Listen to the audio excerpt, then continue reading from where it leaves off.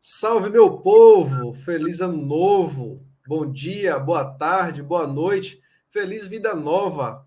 Marcelo, meu querido, feliz ano novo, que alegria estarmos juntos em mais uma conversa com o Evangelho. Seja muito bem-vindo. Feliz ano novo para você, Darlan, para todos e todas que nos acompanham aqui. Que alegria, maravilha iniciarmos o ano, né, nessa energia, primeiro dia de 2023. Neste dia considerado o Dia da Paz, celebrado, melhor dizendo, né? O Dia Mundial da Paz, né? A igreja celebra o oitavo dia do Natal, que encerra a festa do Natal desse ano e lembra a figura de Maria como mãe do menino Jesus. O evangelho é o mesmo da missa da manhã do dia 25 de dezembro, né? Que é Lucas 2, versículos de 15 a 21. Só acrescenta aí o versículo 21, que nesse trecho fala, né? Quando se completaram os 8 dias, que era o tempo que a lei prescrevia para circuncidar o menino, foi-lhe dado o nome de Jesus, conforme o anjo chamou, ou conforme desculpa, conforme o chamou o anjo, antes dele ser concebido. Marcelo, te trazendo para essa roda aí, né? O que é que a gente pode refletir, o que é que está por trás dessa palavra, como que a gente pode entender aí, inicialmente, esse evangelho de hoje? A minha impressão, primeiro, é isso, é que nós estamos no oitavo dia do Natal. E esse versículo 21 diz justamente isso, no oitavo dia do nascimento. E aí, o que aconteceu no oitavo dia do nascimento? Aconteceu a circuncisão do menino, como todo judeu homem, né, masculino, era circuncidado no oitavo dia, e lhe dão um nome. E aí a história do Evangelho não conta nada dos circuncidaram e passa adiante. E aí lhe colocaram o nome de Jesus, e aí ele comenta, conforme tinha dito o anjo a Maria quando lhe foi anunciado. Então, o importante é o nome de Jesus. E o nome de Jesus significa Deus salva. É o mesmo nome em hebraico, Yehoshua, do Josué, aquele que conduziu o povo à terra prometida no Primeiro Testamento. Assim, Jesus também conduz agora a humanidade inteira a uma nova terra, a uma nova vida, ao reino de Deus, ao projeto divino no mundo. É essa, é isso que é bonito, é isso que é a boa notícia do Evangelho de hoje.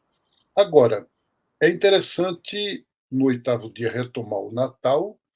E se no Natal a gente tinha aquela festa, a noite de Natal, os anjos que apareceram aos pastores, os pastores que foram a Belém, agora esse evangelho do versículo 15, 16 em diante, é os pastores que chegam no presépio e o que é que eles encontram? Encontram a mãe, o menino, a manjedoura, quer dizer, aquilo que é bem humano. Encontraram um migrante pobre, um filho de alguém sem nada, sem teto, sem casa, sem vida. E nessa criança, nessa realidade tão pobre, tão humilde, eles reconhecem a presença divina. E nós somos chamados a isso, Darlan, hoje. Hoje, no Brasil, nós temos um novo governo tomando posse, e a palavra do Lula tem sido sempre a de resgatar a dignidade do povo que não tem comida para comer e muitas vezes não tem uma alimentação no dia, do povo que está jaz pelas ruas, pelos, pelas praças, pelo a margem da vida, né? E resgatar a dignidade, resgatar a humanidade, né, das pessoas e, como ele diz, reconciliar o Brasil de todos os brasileiros e brasileiras. Acho que isso é não apenas um voto de ano novo, mas uma consequência da fé cristã anunciada nesse evangelho. Com certeza, Marcelo. Eu penso que é um tempo de desafios, mas também um tempo de esperança, né? Ou vice-versa. Então, que seja de fato um tempo, ainda que com os desafios, mas que a esperança de dias melhores, né, de que as pessoas, como você muito bem trouxe, né, resgatem a sua dignidade, consigam o mínimo para viver e viver qualitativamente. Né? É isso que a gente deseja para todo o povo de Deus. Voltando um pouco, né, para a reflexão desse evangelho, né, me parece que a circuncisão é um rito bastante antigo da Bíblia, né, e diria até mais antigo do que a Bíblia. Se eu estiver exagerando, se eu estiver errado, por favor, me corrija. E aí eu queria te convidar, Marcela, a nos ajudar a refletir o que significa, né, o fato da Bíblia assumir esse rito, que inclusive até hoje existe em muitos povos, sobretudo lá no continente africano. Pode nos ajudar a entender melhor? Olha, a circuncisão é um rito que é um corte no membro sexual para dizer que há uma pertença a Deus no mais íntimo do ser. A sexualidade é aquilo que nos define como identidade mais profunda, é aquilo que de mais íntimo alguém tem. E aí, quando essa sexualidade ela é tocada, ela é quase como se pode dizer ferida no oitavo dia do nascimento, para sinalizar como, por exemplo, um boi recebe uma marca do dono, né? Uma, para dizer esse animal pertence a mim. Então, nos povos antigos, a circuncisão era um modo de dizer ele pertence a este povo. Ele é macho e pertence a esse povo. E o rito é esse rito que é patriarcal, que é machista, que privilegia o homem. É como se o macho fosse consagrado, a mulher não. A mulher pertence ao macho. Então, isso, graças a Deus, cada dia mais a gente exclui, a gente supera, a gente acaba com isso. Do mesmo jeito também como acaba essa concepção de um macho, de um homem único, de um jeito só, hétero, e que tem aquele comportamento daquela maneira, isso é de homem, isso não é de homem. Esse tipo de preconceito, esse tipo de norma pouco humana, rígida, é, foi preciso vencer, foi preciso superar. Né? Por exemplo, quando a gente vê filmes da África mostrando hoje, ainda hoje, como se dá esse rito da circuncisão nas tribos que ainda mantém, tem um quê de desumano, tem um quê de desumano e um quê de profundamente humano. O quê de desumano é a exigência de um padrão, né? Todo mundo tem que ser daquele jeito. E o que é profundamente humano é a inserção, é a pertença. Um dos grandes problemas da humanidade de hoje, Darlan, é a não pertença a nada. Quer dizer, cada um é solto, é atomizado, é anônimo, é como se fosse apenas um consumidor, não é uma pessoa humana. A pessoa humana é sempre inserida na comunidade, na sua cultura, e hoje é tudo desaculturado, desenraizado, não há raiz.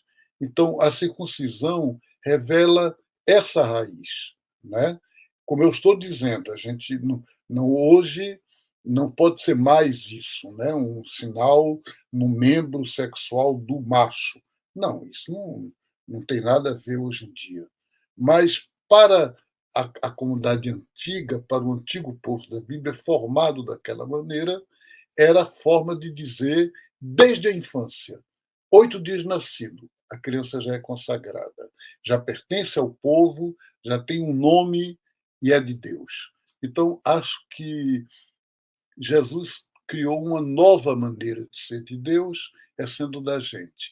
Deus salva, ele é salvador. Não de Deus que não precisa de salvação, mas da humanidade e do universo. É isso, Darlan. Eu penso, Marcelo, que com essa assertividade, né, na palavra que você traz, trabalhar questões, né, e superar, vamos, melhor ainda dizendo, a esse patriarcalismo que ainda é imposto, né, pela sociedade, esse machismo, também é tratar de espiritualidade. E a gente vê nesse evangelho, né, o quanto é importante a gente não só falar sobre, né, mas lutar contra e formar pessoas, formar opiniões, formar atitudes, né, contra essas duas pestes que ainda assolam muitos homens, muitas mulheres em muitos lugares do mundo. Eu acho que essa ponte que a gente faz, né, da palavra daquela época, da Bíblia que foi escrita há tanto tempo, quanto que ela é atual, quanto que ela, né, faz ponte com os temas e com as situações vivenciadas por tantas pessoas hoje. Importantíssimo. E aí, Marcelo, eu comecei no início da nossa conversa, né? A gente falava sobre esse 1º de janeiro instituído como o Dia Mundial da Paz. Isso a igreja já celebra há mais de 50 anos. E aí eu queria te convidar para falar agora, né? A gente já está indo para o terceiro tema dessa roda de conversa. Esse evangelho traz bastante conteúdo sobre um tema que o Papa Francisco propõe, né, este ano para o Dia da Paz. E o tema é: ninguém pode salvar-se sozinho. Juntos, recomecemos, a partir da Covid-19, a traçar caminhos de paz. O que você tem a dizer para nós sobre este tema? A mensagem do Papa é muito interessante, muito oportuna, porque o Papa, primeiro, ficou extremamente tocado de como a humanidade enfrentou a Covid de uma forma como se não tivesse preparada para isso. Os povos, os governos, não viveram a solidariedade, a maioria deles. Cuba viveu, Venezuela também, mas a maioria dos países se fechou. Houve toda essa pesquisa para as vacinas, chegaram as vacinas, se fez uma campanha para a vacina ser gratuita, as vacinas contra a Covid e contra todo tipo de vírus, e não passou. A própria Organização Mundial da Saúde bloqueou, e a vacina é paga. Não é paga por você que toma a vacina, mas foi comprada pelo governo. Então, isso faz com que nos Estados Unidos se jogue vacina fora, porque passou o prazo, né? Já está vencido. E na África, de cada 100 pessoas, apenas 4 tiveram acesso à vacina. Significa rico não morre, pobre morre. Então o Papa foi muito tocado por isso, tocado por ver como a Covid pegou de um jeito quem tem dinheiro e de outro jeito quem não tem recursos. Quem tem dinheiro podia se isolar, quem não tem, como se isolar? Se vive do dia a dia. Do Brasil, as empregadas domésticas, o pessoal que faz comércio de rua, como podia parar? Então, trabalhadores de transporte público. Então, o resultado é que ele está dizendo agora que nós estamos não no pós-Covid, porque a Covid continua, mas num outro tempo diferente do tempo forte da Covid. Será que dá para a gente perceber que ninguém se salva sozinho? Que nós todos ou nos salvamos juntos ou todo mundo vai para o abismo. Quer dizer, ele já tinha dito isso na Laudato Si, ele insistiu nisso na encíclica Todos Somos Irmãos e Irmãs, Fratelli Tutti, e agora ele volta com esse tema: ninguém se salva sozinho. E, infelizmente, existe todo um mundo de igrejas, Darlan, católicas e protestantes, que diz Jesus é o meu Salvador. O importante para mim é rezar para Deus me salvar. E vivem novenas, adorações, devoções, eu e Deus, Deus e eu. e parece que não existe pertença comunitária. Você lembra que nós falamos aqui que a circuncisão tinha esse lado ruim do patriarcalismo, mas tinha, ao mesmo tempo, essa dimensão profunda de dizer: eu pertenço a um povo, eu pertenço a uma comunidade, eu não sou sozinho. Então, o Papa está insistindo nisso, Darlan, e é fundamental.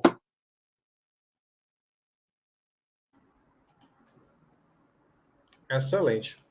E para concluir essa conversa, nessa primeira conversa de 2023, gostaria de convidar a cada um a refletir comigo, né, sobre esse texto que eu vou citar do Papa Francisco, a mensagem do Papa Francisco para este dia, né?